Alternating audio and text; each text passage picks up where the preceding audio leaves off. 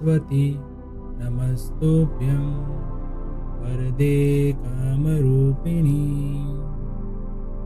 विद्यारम्भं करिष्यामि सिद्धिर्भवतु मे सदा।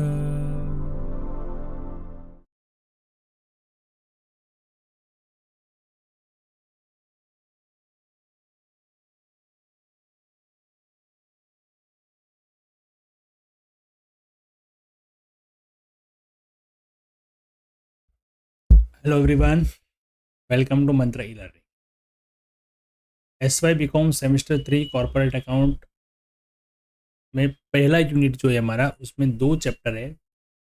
First chapter जो है एक है वो है प्रॉफिट और लॉस प्रायर टू इनकॉर्पोरेशन, नए सिलेबस के हिसाब से। ठीक है, तो ये चैप्टर आज हम स्टार्ट करने वाले हैं और उसके पहले लेक्चर में थोड़ा इंट्रोडक्शन देखेंगे इसके बारे में, इस चैप्टर के बारे में, और फिर उसके मेथड देखेंगे और कुछ इंपॉर्टेंट पॉइंट्स भी आज हम कवर करेंगे। चैप्टर के जो भी प्रैक्टिकल क्वेश्चन हमें किस तरीके करने हैं उसके इंपॉर्टेंट पॉइंट्स। ठीक है, तो आइए शुरू करते हैं हम।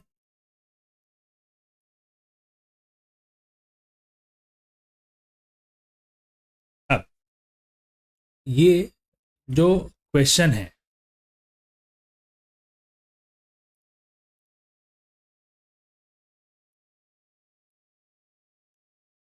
प्रॉफिट और लॉस प्रायर टू इनकॉर्पोरेशन, तो सबसे पहले इसका मीनिंग समझते हैं कि क्या होता है प्रॉफिट और loss prior to incorporation. Incorporation का मतलब होता है स्थापना करना।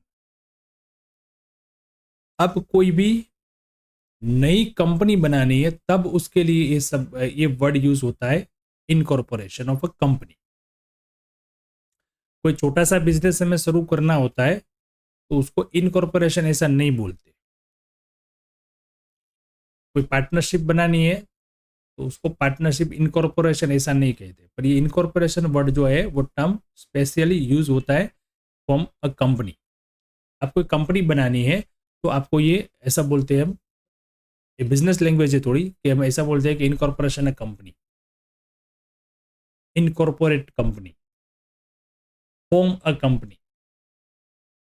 बराबर। अब कंपनी क्यों बनाना है, कंपनी को इनकॉर्पोरेट क्यों करना है, तो कंपनी इनकॉर्पोरेट कैसे होती है,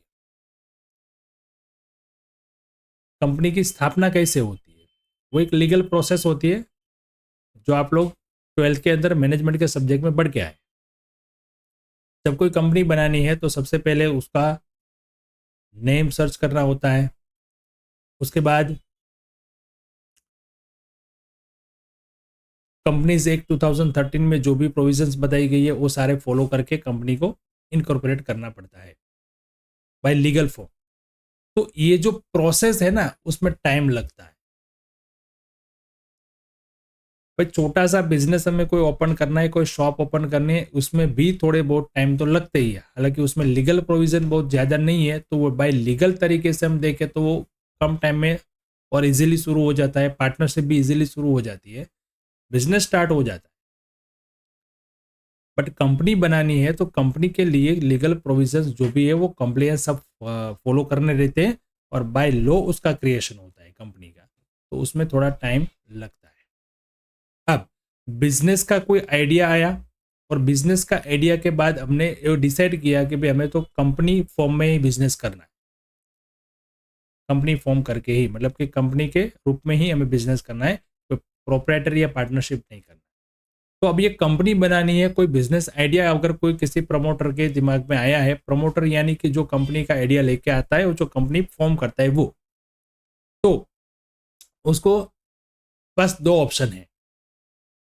एक ऑप्शन है कि जो आइडिया है वो सीधा वही इंप्लीमेंट करेगा और नया बिजनेस ही स्टार्ट करेगा।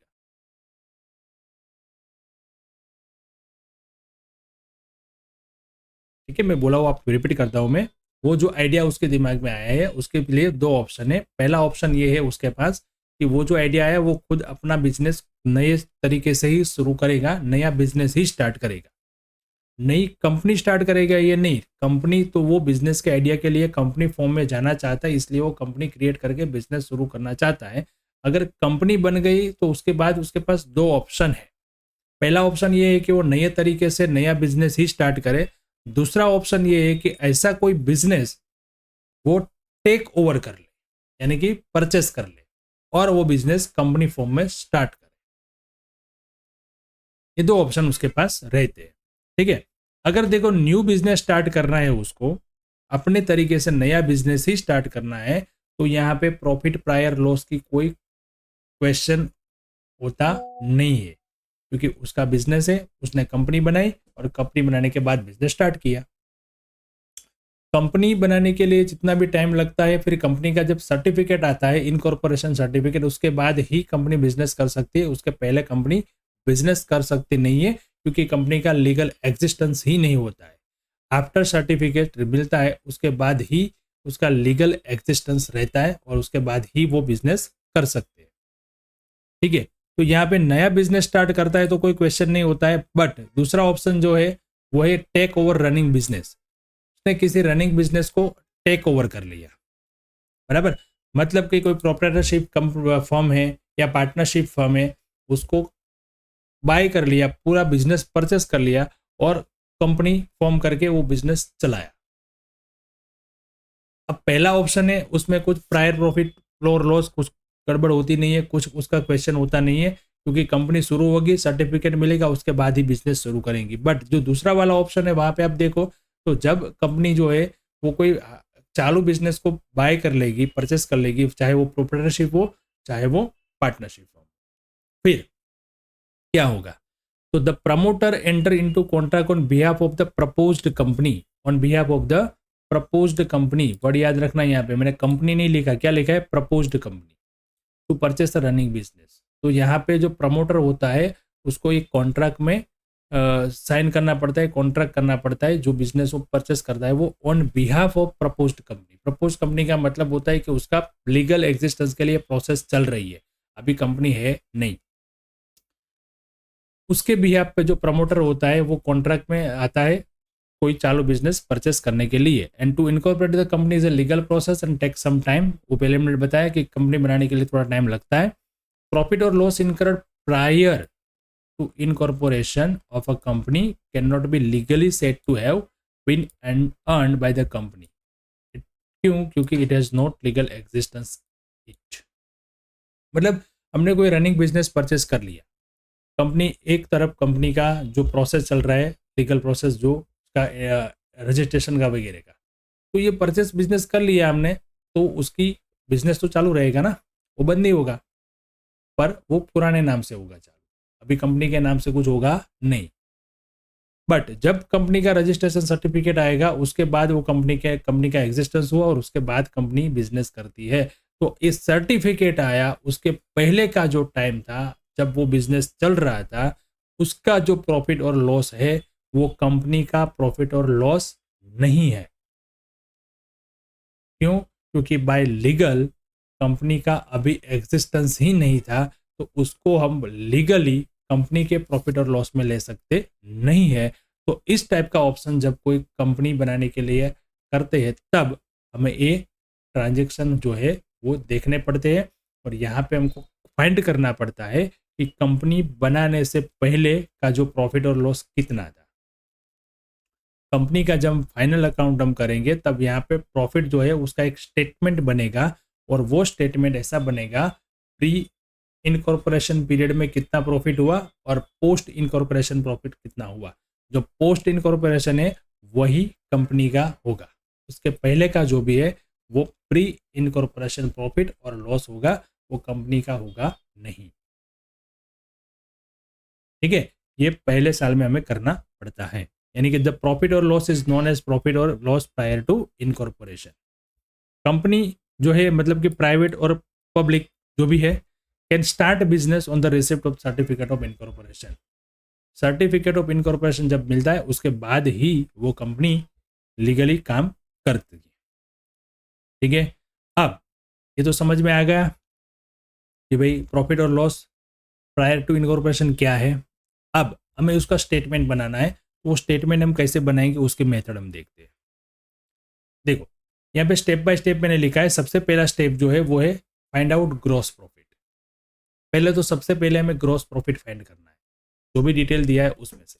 अगर प्रॉफिट एंड लॉस अकाउंट पूरे पीरियड का दिया है तो उसमें दिया ही होगा ग्रॉस प्रॉफिट कितना है। अगर नहीं दिया है तो हमें वो फाइंड करना है ग्रॉस प्रॉफिट। ठीक है, सेकंड स्टेप जो है अच्छा, फर्स्ट स्टेप में जब ग्रॉस प्रॉफिट किस तरीके से फाइंड कर सकते हैं, अगर आपको प्रॉफिट एंड लॉस नहीं दिया है तो आपको डिटेल दिया होगा सेल्स का और कॉस्ट ऑफ सेल का। तो यहाँ पे फॉर्मूला हम यूज करेंगे gross profit is equal to sales minus cost of sale. तो ये फॉर्मूला से हमें ग्रॉस प्रॉफिट मिल जाएगा। ग्रॉस प्रॉफिट का जो फॉर्मूला है उसमें अगर कॉस्ट ऑफ सेल नहीं दिया है तो कॉस्ट ऑफ सेल हम इस तरीके से फाइंड कर सकते हैं, उसकी भी फॉर्मूला है यहाँ पे, cost of sale opening stock plus purchase expense minus closing stock. ठीक है, अब ग्रॉस प्रॉफिट जो है वो हम डिवाइड करेंगे सेल रेशियो में। अब ये रेशियो क्या है, तो रेशियो जो है वो हम डिसाइड करेंगे अबाउट पीरियड, प्री पीरियड कितना था, पोस्ट पीरियड कितना था। अब वो डेडलाइन जो है, जो कट ऑफ डेट है, वो कौन सी डेट है, date of incorporation. Date of incorporation से पहले का टाइम और डेट ऑफ इनकॉर्पोरेशन के बाद का टाइम। तो सेल रेशियो क्या है, तो डेट ऑफ इनकॉर्पोरेशन से पहले यानी कि प्री पीरियड में जो सेल्स किया वो, और आफ्टर यानी कि पोस्ट पीरियड में जो सेल किया वो, उसका जो रेशियो होगा उसको बोलते हैं हम सेल रेशियो। तो ग्रॉस प्रॉफिट जो है टोटल आएगा, उसको हम डिवाइड कर देंगे सेल्स रेशियो में। अब नंबर 3 आपको याद रखना है, expense paid on time basis. जितने भी एक्सपेंसेस ऐसे हैं जो टाइम बेसिस होते हैं उन सबको हमें डिवाइड करना है दोनों पीरियड में इन द टाइम रेशियो। तो टाइम बेसिस कौन से एक्सपेंस होते हैं, जैसे सैलरी मंथली होता है, डेप्रिसिएशन पूरे साल का होता है, इंटरेस्ट मंथली या पूरे साल का होता है। वो जो एक्सपेंसेस है उसका बेस क्या है, टाइम। तो ये टाइम बेसिस एक्सपेंस हो गए। फोर्थ नंबर पॉइंट है, जो भी एक्सपेंस है वो सेल्स के बेसिस पर होते हैं, उसको हमें डिवाइड करना है सेल्स रेशियो। मतलब यहाँ पे दो रेशियो जो है वो बहुत इंपॉर्टेंट है, टाइम रेशियो और सेल रेशियो। बाकी हमें एक्सपेंसेस जो है वो खाली डिस्ट्रीब्यूट करने हैं। अब सेल बेसिस कौन से एक्सपेंस होते हैं, तो सेल्समैन का कमीशन, एडवर्टीजमेंट और पैकिंग, ये सारे सेल्स के पर बेस रखते हैं expenses. Expense relating to pre period must be deducted from gross profit of pre period. अब भी ऐसा कोई एक्सपेंस है जो बाय नेचर हमें पता चलता है कि ये तो कंपनी बनाने से पहले का ही खर्चा है, बराबर, तो उसको हम क्या करेंगे, प्री पीरियड के ग्रॉस प्रॉफिट में से ही माइनस करेंगे। जैसे फर्म है तो उसके मैनेजर की सैलरी, वो कंपनी इनकॉर्पोरेट होगी तब तक ही फर्म के अंदर से जाएगी, उसके बाद अगर वो रहता है तो वो कंपनी का एम्प्लॉय बन जाता है, तो वो कंपनी का एक्सपेंस हो जाता है। Expense related to post period, अब कुछ एक्सपेंस ऐसे होते हैं कि कंपनी क्रिएट करने के बाद होते हैं, कंपनी का ही एक्सपेंस होता है, कंपनी के पहले का होता ही नहीं है। तो ऐसे एक्सपेंस जो होते हैं वो भी बाय नेचर हमें पता चल जाना चाहिए कि ये कंपनी का एक्सपेंस है। जैसे एग्जांपल यहाँ पे हमें दूँ, डिबेंचर इंटरेस्ट। अभी डिबेंचर जो है वो कंपनी का ही होगा, कंपनी क्रिएट करने के बाद ही ये होगा, ये कोई पार्टनरशिप में प्रोप्राइटरशिप में नहीं आता है। प्रिलिमिनरी एक्सपेंस और director fees, share transfer fees भी हम बोल सकते हैं, पर वो इनकम है, शेयर ट्रांसफर फीस। ये अब वर्ड से ही आपको पता चल जाएगा कि ये कंपनी का ही होता है, कंपनी के पहले ये होता ही नहीं है। तो बाय नेचर ये जितना भी एक्सपेंसेस और इनकम ऐसा कुछ है वो पोस्ट पीरियड का है, तो उसकी इफेक्ट हम पोस्ट पीरियड में ही करेंगे। तो ये 6 पॉइंट जो है वो आपको ध्यान में रखना है। 6 पॉइंट में ज़्यादातर तो वही है कि आपको कौन सा एक्सपेंसेस जो है वो कौन से बेसिस पे डिवाइड करना है, पीरियड, प्री पीरियड और पोस्ट पीरियड। टाइम बेसिस है वो टाइम के अंदर, और जो भी एक्सपेंस हो वो सेल्स के ऊपर है, वो सेल्स के बेसिस पे लेना है, मतलब कि सेल रेशियो में लेना है। अब कुछ इंपॉर्टेंट पॉइंट्स है। अब ये जो हमने पहले देखा वो क्या था, एक जनरल रूल था। जनरल रूल मतलब कि इस तरीके से हम एक्सपेंसेस को टाइम या सेल्स के रेशियो में डिवाइड करेंगे, ग्रॉस प्रॉफिट फाइंड करेंगे। बट उसमें जो थोड़े बहुत ऐसी भी अमाउंट है, ऐसे भी टॉपिक है जो आपको ध्यान रखना है, वहाँ पे वो जनरल रूल फॉलो नहीं करना है। तो सबसे पहला पॉइंट वो है बेड डेप्स। बेड डेप्स क्या होता है, डेटर्स के पास से हमें कोई भी अमाउंट नहीं मिलती है, वो होता है बेड डेप्स। अब बेड डेप्थ को क्या करेंगे हम, बेड डेप्थ कौन से बेसिस पे होता है, टाइम बेसिस पे या सेल्स बेसिस पे, तो वो होता है क्रेडिट सेल्स के बेसिस पे। बेड डेप्थ कब होता है, अगर आपने कैश सेल किया तो बेड डेप्थ का कोई चांसेस ही नहीं है, बेड डेप्थ होता ही नहीं है, बट बेड डेप्थ होता है जब हम क्रेडिट सेल करते हैं। तो उसका सबसे पहला बेस जो है वो है credit sales ratio, only for bad डेप्थ। बट एग्जाम्पल में या क्वेश्चन में कहीं पे आपको क्रेडिट सेल की इंफॉर्मेशन नहीं दी है तो फिर आता है सेल रेशियो। पहला प्रायोरिटी किसका है, क्रेडिट सेल रेशियो का। अगर क्रेडिट सेल दिया है तो क्रेडिट सेल में ही आपको उसके रेशियो में बेड डेप्थ को डिवाइड करना है, अगर नहीं है तो फिर कहां पे जाना है, सेल्स रेशियो। और तीसरा है एज पर गिवन इंफॉर्मेशन। अगर आपको इंफॉर्मेशन दी है कि ये प्री पीरियड की बेड डेप्थ है और ये पोस्ट पीरियड की बेड डेप्थ है, तो हमें तो सिंपल सा है, हमें तो वही चाहिए ना कि भाई हमें डिटेल दी गई है, अगर दी है तो फिर उसको फॉलो करना है, फिर वहां पे कोई रेशियो नहीं, एज पर गिवन इंफॉर्मेशन। ये हो गया बेड डेप्थ का।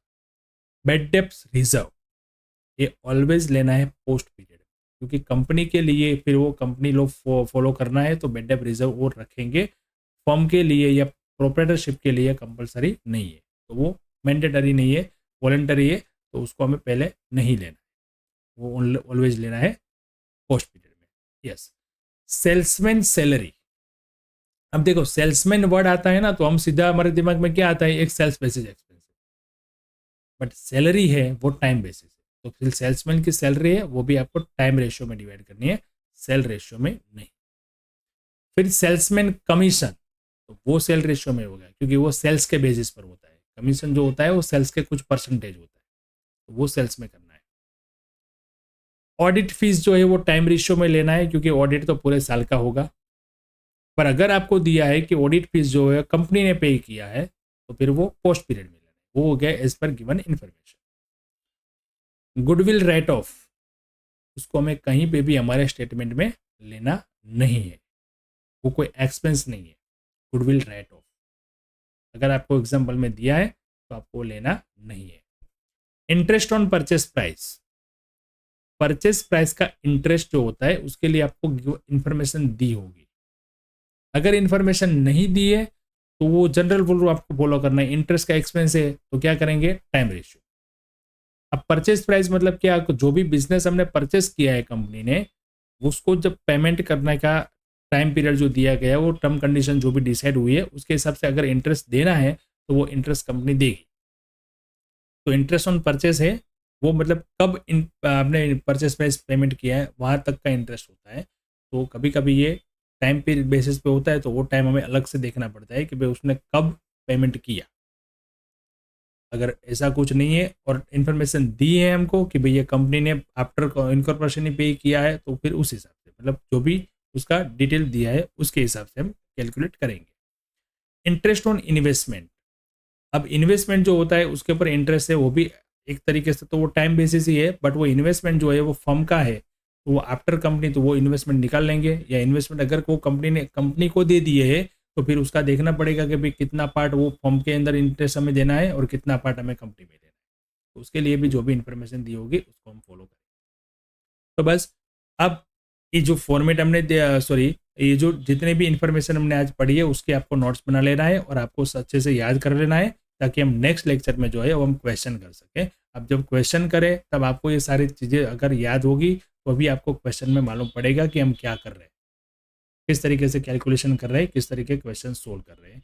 पर ये सारी जो भी डिटेल हमने अभी पढ़ी वो आपको याद रखनी है, याद करनी है, ठीक है। बहुत सिंपल सा है, उसमें एक दो बार आप पढ़ोगे आराम से याद रह जाएगा, कोई ऐसा कोई हार्ड नहीं है, ठीक है। सिंपल, यहाँ पे कोई डेबिट क्रेडिट रूल्स वगैरह कुछ नहीं है, एक सिंपल सा चैप्टर है, एक स्टेटमेंट आपको बनाना है और स्टेटमेंट के इतने आपको रूल्स फॉलो करना, ठीक है। तो चलिए मिलते हैं नेक्स्ट लेक्चर में अपने इस प्रैक्टिकल क्वेश्चन के साथ, तब तक आपको ये सारे मेथड जो है वो तैयार कर लेनी है और अच्छे से नोट बना लेनी है। Thank you and have a good